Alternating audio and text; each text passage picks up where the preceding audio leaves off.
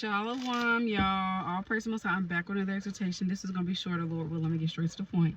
Okay, so on Friday, before the Shabbat, I went to this farmer's market and I picked some fresh strawberries. And, oh my gosh, y'all, they were so good and so juicy. Like, oh, them was the best strawberries I've ever had in my life. Like, I'm not even joking. I'm not even being for real. I've never had any strawberries that tasted that good, that sweet, that juicy and ripe. Like, oh my gosh. I am not ever buying strawberries from the store ever again, Lord willing. Like, it does not come, you cannot compete where you don't compare, okay? They were so good.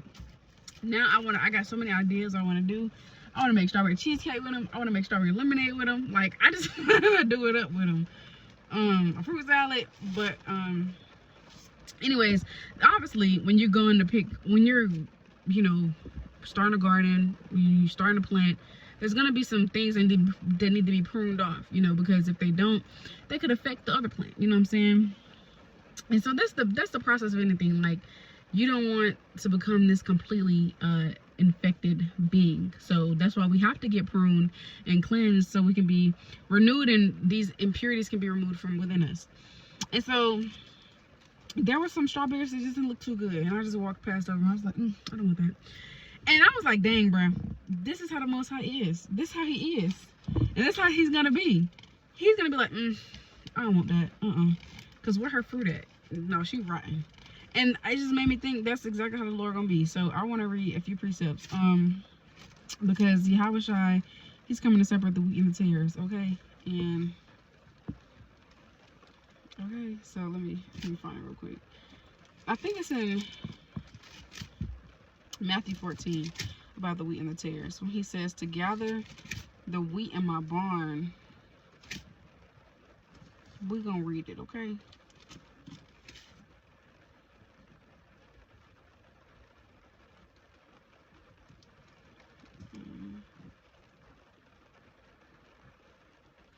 Okay, so this is Matthew chapter 13, verse 27. I'm going to start at 25. But while men slept, his enemy came and sowed tares among the wheat and went his way. But when the blade was sprung up and brought forth fruit, then appeared the tares also. Certain servants of the householder came and said unto him, Sir, didst not thou sow good seed in thy field? From whence then hath it tares? He said unto them, An enemy have done this. The servant said unto him, Wilt thou then that we go up and gather them? That we go and gather them up? But he said, Nay, lest while you gather up the tares, ye root up also the wheat with them.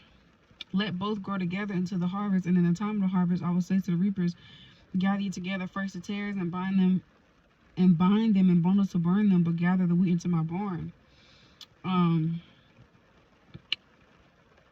So that's all that was right there.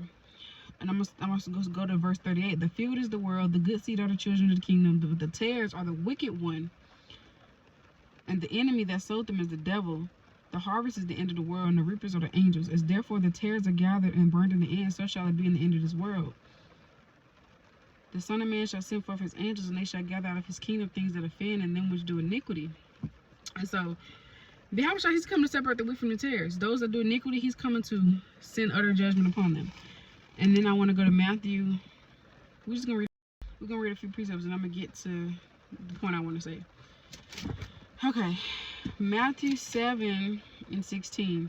Ye shall know them by their fruits. Do men gather grapes of thorns and figs of thistles? Even so, every good tree bringeth forth good fruit, but a corrupt tree bringeth forth evil fruit. A good tree cannot bring forth evil fruit, neither can a corrupt tree bring forth good fruit. Every tree that bringeth not forth good fruit is hewn down and cast into the fire. Wherefore, by their fruits ye shall know them. We are known by our fruits. It says every tree that bringeth not good fruit is hewn down and cast into the fire. So if you are not bearing good fruit, you are going to be cast down into the fire. Okay, let's go to Luke 13:7. And I thought this was very timely since we're about to come into first fruits, and it makes us examine what fruits are you bearing unto the Lord, what works do you have unto the Lord, are you really going as hard as you can? And I'm definitely talking to myself as well, because I have some days I could have did a lot better. Okay, this is Luke 13:7. We start at 6. He spake also this parable. A certain man had a fig tree planted in his vineyard, and he came and sought fruit therein and found none. Then said he unto the dresser of his vineyard, Behold, these 3 years I come seeking fruit on this fig tree, and find none. Cut it down where cometh the ground. He answered, said unto him, Lord, let it alone this year also, till I shall dig about it and dung it. And if it bear fruit, well, and if not, then after that thou shalt cut it down. There's another one. If you're not bearing good fruit, you're going to be cut down. Okay, this is John. Now let's go to John 15:2. Every branch in me that beareth not fruit, he taketh away. And every branch that beareth fruit, he purgeth it, that it may bring forth more fruit. Now you are clean through the word which I have spoken unto you. Abide in me, and I in you. As a branch cannot bear fruit of itself, except it abide in the vine, no more can ye, except ye abide in me. I am the vine, ye are the branches. He that abideth in me, and I in him, the same bringeth forth much fruit, for without me you can do nothing. So every branch that does not bear fruit, again, cast down. That's the third time. It's taken away. But if you bear their good fruit, you're gonna get, you're gonna get purged. You're gonna go through the fire, so you may bring forth more fruit. So you may come out as gold. All right, that's another one now. I feel like I have one more. And let's go to Malachi. I want to say 3:17, because I think there was 3 scriptures now, 3 or 4, telling us if you're not bearing fruit, you're getting cast down. Okay, I want y'all to remember that, because I got something to say through the spirit. Okay.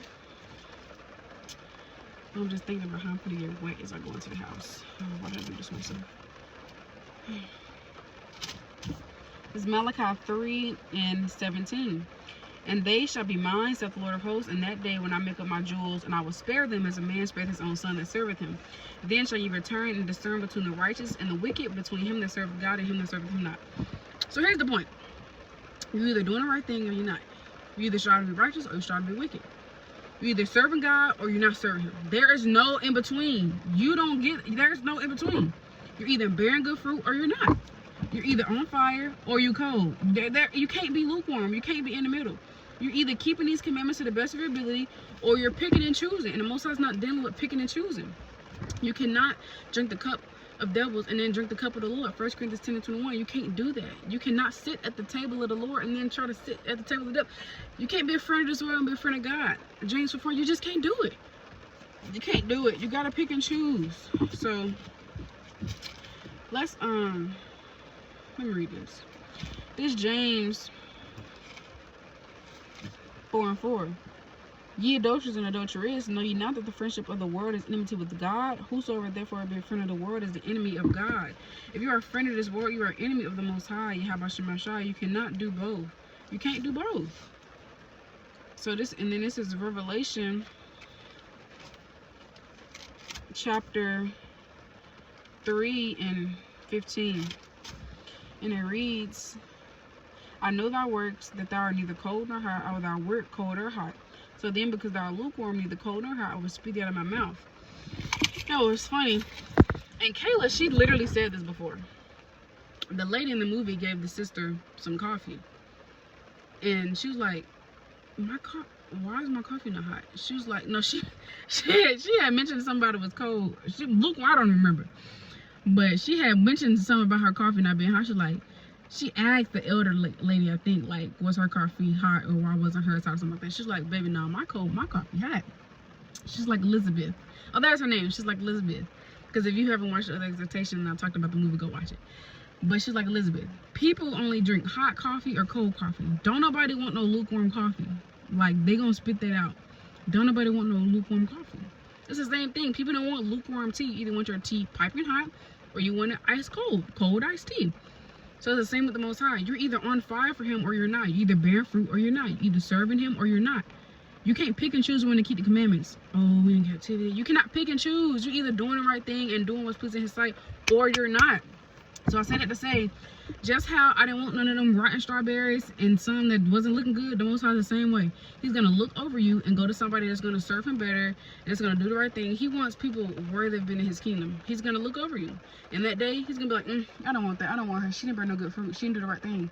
So just how I was passing all them strawberries and just kind of, the Most High was going to do the same thing. He's separating the wheat from the tares. He's separating the righteous from the wicked. He's separating the sheep from the goat. The sheep from the goat. He's doing the same thing. So just keep that in mind. It's going to be too late in that day. So what are you doing to bear good fruit unto the name of the Lord? What are you doing to magnify his ministry? What are you doing to make the call of your election sure? What are you doing to be on fire for him? Because if I'm in the flesh, I'm just little old me. I didn't want no strawberries that didn't look good. How much the Lord don't want people that don't look good? You got spots on your garment, you being wicked, he gonna look up and be like, ooh, I don't want that. That spot, that's got blemishes. That don't look good. That's not bearing right. I don't want that. This is Matthew 25 and 33. He shall set the sheep on his right hand, but the goats on the left. Then shall the king say to them on his right hand, the sheep, come ye blessed of my Father, and inherit the kingdom prepared for you from the foundation of the world. But those goats, they not getting in because they weren't doing the right thing. And so again, me in this flesh, if I didn't want no strawberries, it didn't look good. And if I looked over and was like, how much more the Lord? He gonna be like, nah, she wasn't doing the right thing. She wasn't bearing no good fruit. Cut her down. She ain't making it. So I just wanted to provoke us to that thought, and I'm gonna leave us with this precept to think on. Ecclesiastes 9 and 8. Let thy garments be always white, and let thy head lack no ointment. And there's a precept in Leviticus, I don't know where, I think it's in like Leviticus 6, where it says, let your fire be burning always. Roughly paraphrasing. So, let your fire always burn for the Lord. Don't get comfortable in his walk. Strive to go harder, have a double portion, and do what you can to make the call of your election sure. Let's bear fruit unto him. Let's have mighty plenty works. Oh, this is Leviticus 6 and 13. The fire should ever be burning upon the altar, should never go out. Don't let your fire go out. It should be ever burning. You should continually strive to be on fire for the Most High, going harder for him, and doing the best that you can to make the call of your election sure. So, I love y'all. Call it Thawdah Ahba. Have a great rest of your week. Shalom.